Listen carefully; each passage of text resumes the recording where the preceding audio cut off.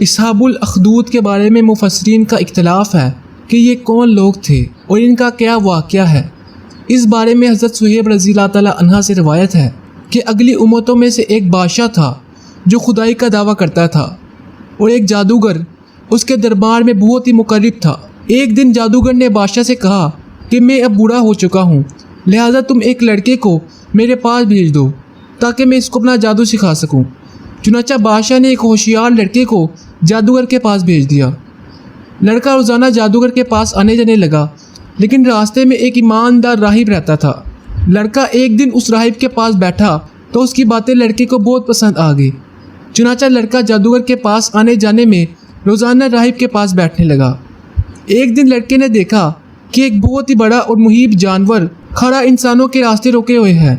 لڑکے نے یہ منظر دیکھ کر اپنے دل میں کہا کہ آج یہ ظاہر ہو جائے گا کہ جادوگر افضل ہے یا راہب۔ چنانچہ لڑکے نے ایک پتھر اٹھا کر یہ دعا مانگی کہ یا اللہ عز و جل، اگر تیرے دربار میں یہ مذہب جادوگر سے زیادہ مقبول و محبوب ہو تو اس جانور کو اس پتھر سے مقتول فرما دے۔ یہ دعا کر کے لڑکے نے جانور کو اس پتھر سے مار دیا تو یہ بہت بڑا جانور ایک چھوٹے سے پتھر سے قتل ہو گیا اور لوگوں کا راستہ کھل گیا۔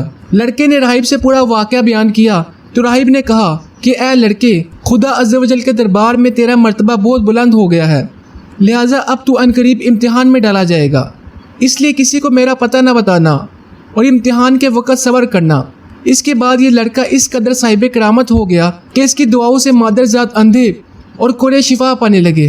رفتہ رفتہ بادشاہ کے دربار میں اس کا چرچا ہونے لگا تو بادشاہ کا ایک بہت ہی مقرب اور ہم نشین جو اندھا ہو گیا تھا اس لڑکے کے پاس بہت سے ہدائف و تحائف لے کر حاضر ہوا اور اپنی بصارت کے لیے دعا کا طالب ہوا۔ تو لڑکے نے کہا کہ اگر تو اللہ تعالیٰ پر ایمان لائے تو میں تیرے لیے دعا کروں گا۔ چنانچہ وہ ایمان لایا اور لڑکے نے اس کے لیے دعا کر دی تو فوراً ہی وہ انکھیارا ہو گیا اور بادشاہ کے دربار میں گیا۔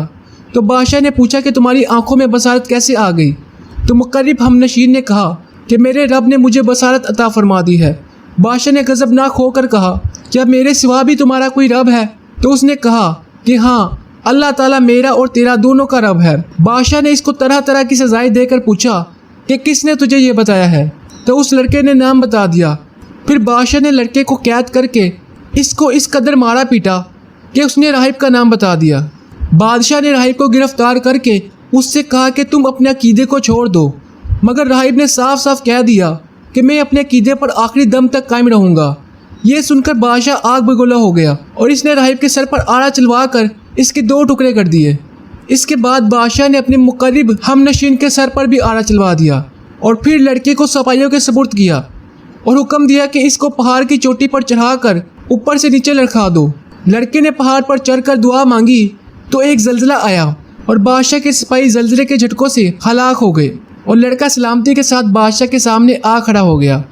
بادشاہ نے غیظ و غضب میں بھر کر حکم دیا کہ اس لڑکے کو کشتی پر بٹھا کر سمندر میں لے جاؤ اور سمندر کی گہرائی میں لے جا کر اس کو سمندر میں پھینک دو۔ چنانچہ بادشاہ کے سپاہی اس کو کشتی میں بٹھا کر لے گئے۔ پھر جب لڑکے نے دعا مانگی تو کشتی غرق ہو گئی اور سب سپاہی ہلاک ہو گئے اور لڑکا صحت و سلامتی کے ساتھ بادشاہ کے سامنے آ کھڑا ہو گیا اور بادشاہ حیران رہ گیا۔ پھر لڑکے نے بادشاہ سے کہا کہ اگر تم مجھے شہید کرنا چاہتے ہو تو اس کی صرف ایک ہی صورت ہے کہ تم مجھ کو سولی پر لٹکا کر یہ پڑھ کر تیر مار کہ بسم اللہ رب الغلام۔ چنانچہ اس ترکیب سے بادشاہ نے اس لڑکے کو تیر مار کر شہید کر دیا۔ یہ منظر دیکھ کر ہزاروں کے مجمع نے بلند آواز سے یہ اعلان کرنا شروع کر دیا کہ ہم اس لڑکے کے رب پر ایمان لائے۔ بادشاہ غصے میں بکھلا گیا اور اس نے گھڑا کھدوا کر اس میں آگ جلوائی۔ جب آگ کے شعلے خوب بلند ہونے لگے تو اس نے ایمانداروں کو پکڑوا کر اس آگ میں ڈالنا شروع کر دیا، یہاں تک کہ 70 مومنین کو اس آگ میں جلا ڈالا۔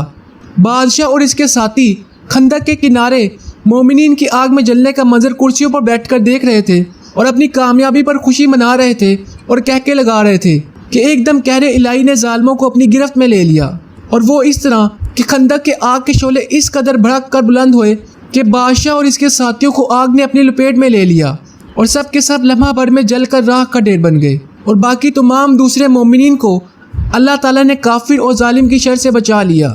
ناظرین گرامی، اسی امید کے ساتھ ویڈیو کا اختتام کرتے ہیں کہ آپ کو ہماری ویڈیو سے ضرور معلومات ملی ہوگی۔ ویڈیو پسند آنے کے سمے ویڈیو کو لائک کریں اور روزانہ اسی طرح کے نیو انفارمیشن جاننے کے لیے ہمارے چینل کو بھی سبسکرائب کریں۔ اسی دعا کے ساتھ اللہ تعالیٰ میں سلامت رکھے۔ اپنا بہت خیال رکھیے۔ اللہ حافظ۔